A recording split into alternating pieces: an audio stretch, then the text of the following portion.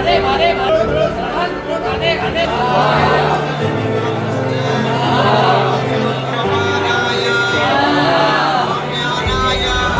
के बावजूद आपने माता मंदिर पहुंचे, माता के विधि विधान से पूजन हवन अनुष्ठान किया गया, कोई मन्नत भी मांगी है? देखिए, शिव शक्ति ये तो हमारे पुराणों में है, हमारे ग्रंथों में है और संवैधानिक देश है और संविधान के पहले पन्ने पर जो चित्र भीमराव अंबेडकर जी ने दिया था वो भगवान राम का दिया था। तो जो देश है शिव शक्ति के नाम से जाना जाता है, जिस देश में माता लक्ष्मी की पूजा होती है, दुर्गा माँ की पूजा होती है, काली माँ की पूजा होती है, सरस्वती माँ की पूजा होती है, बस यूँ समझ लें आकाश और ज़मीन सब देवियों के चरणों पर रख दिया गया है। तो ऐसे में मैं क्यों ना आती आशीर्वाद लेने के लिए। और संसद के पटल से जिस हिसाब से वक्फ बोर्ड का संशोधन हुआ और इतना खूबसूरत बिल पास हुआ है, पसमानदा मुसलमानों को एक राहत मिली है, उनको सुकून मिली है। कितना फायदा मिलेगा उनको? देखिए, 77 साल से पसमानदा मुसलमानों का हक चंद लोग छीन करके लेकर जा रहे थे। आज सुबह की न्यूज़ है कि वक्फ बोर्ड की संपत्ति में से जो 9 लाख एकड़ की संपत्ति थी, उसमें से सिर्फ 1088 प्रॉपर्टी का डॉक्यूमेंट जो है वो वक्फ बोर्ड दे पाया है। सोचिए, कहाँ 9 लाख एकड़ और कहाँ 1088 सिर्फ। मुझ जैसे मुसलमान के लिए ये बहुत शर्मिंदगी की बात है कि आज सुबह सुबह मोहम्मद बिन सलमान ने एक नोटिस इशू किया है और प्रेस कॉन्फ्रेंस करके कहा है कि पाकिस्तान के मुसलमानों के साथ साथ भारत के मुसलमानों का भी वो वीज़ा बैन कर रहे हैं, क्योंकि पाकिस्तान और भारत के मुसलमानों की वजह से हज में सिक्योरिटी में प्रॉब्लम आता है।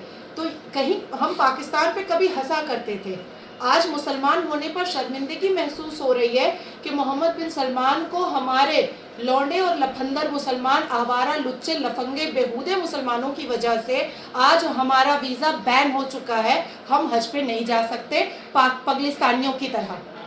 मुझे लगता है कि जिस हिसाब से आगा खानी मुसलमान, बोरी मुसलमान, अहमदिया मुसलमान, बरेलवी मुसलमान, वहाबी मुसलमानों का हक छीन करके असदुद्दीन अवैसी जैसे टोपीबाज नेता अपने पॉकेट में रख रहे थे वक्फ बोर्ड की प्रॉपर्टी और अकेले मलाई चाट रहे थे, अब जो है हिजाब खुल गया है और 22 करोड़ के मुसलमानों में से जो लगभग सिर्फ 1 लाख मुसलमान वक्फ बोर्ड की सुविधाएं प्राप्त कर रहे थे, अब 22 करोड़ को पूरी सुविधा प्राप्त होगी।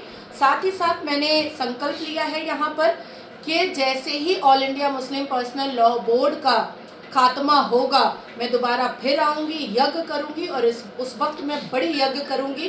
साथ साथ एक और मन्नत मांगी है मैंने कि जिस तरीके से CAA पर बहुत सारे हिंदू नागरिक को जो विदेश में अत्याचारित हो रहे थे, उनको यहाँ की नागरिकता मिली, वो सुकून से रह पा रहे हैं, उसी तरीके से 22 करोड़ के मुसलमानों में से कितने मुसलमान घुसपैठियाँ हैं, तुरंत उनका कॉलर पकड़ करके खींच करके देश से बाहर निकाला जाए।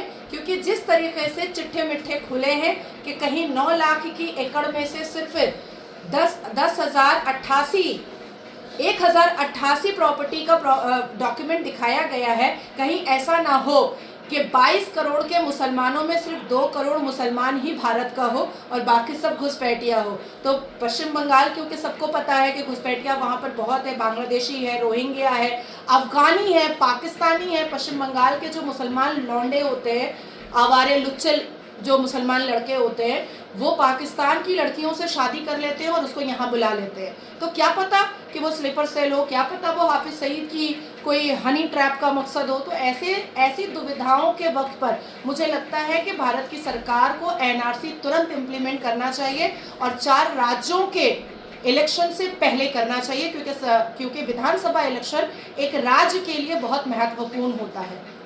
ममता और बंगाल राजनीति पर वक्फ कानून का कितना असर आप देखते हैं? जी, ममता और बंगाल राजनीति पर इसका वक्फ कानून का कितना असर आप देख रहे हैं? नहीं, असर तो दिखा ना, पिकनिक गार्डन में पार्क सर्कस मैदान में। सोचिए, आपके राज्य सरकार के नेतृत्व में लोग मुसलमान खड़े होकर के कह रहे हैं कि अगर मोदी ने वक्फ बोर्ड बिल वापस नहीं लिया तो दूसरा बांग्लादेश बना देंगे। मोदी का तो कोई कुछ मुसलमान बिगाड़ नहीं सकता है, लेकिन कहीं ऐसा ना हो कि शेख हसीना की तरह ममता बनर्जी की बड़ा चड्डी भी मुसलमान लहराए और जनता देखती रह जाए और ममता को भागने की जगह भी नहीं मिलेगी। क्योंकि जब मुसलमान यहाँ से भगाएगा उसको तो वो 57 मुस्लिम मुल्क में तो जा नहीं सकती। और भगवान राम के भक्तों को जितना वो दंगाबाज कह चुकी है, भारत देश तो और उसको बर्दाश्त करेगा नहीं। अब जिस तरीके से वो यूएस में जाकर के ब्रिटिश की तारीफ करके आई है और भारत की बुराई करके आई है, और डोनाल्ड ट्रंप की दोस्ती हमारे आदरणीय प्रधानमंत्री के साथ जैसी है, उस हिसाब से भी ऑक्सफोर्ड यूनिवर्सिटी में जो वो भगदड़ मचा करके आई हैं, तो मुझे लगता है कि क्रिश्चियन देश भी उनको नहीं रखेगा। तो मुझे जहाँ तक मेरा मानना है कि या तो ममता बनर्जी 2.0 अरविंद केजरीवाल हो जाएंगी, और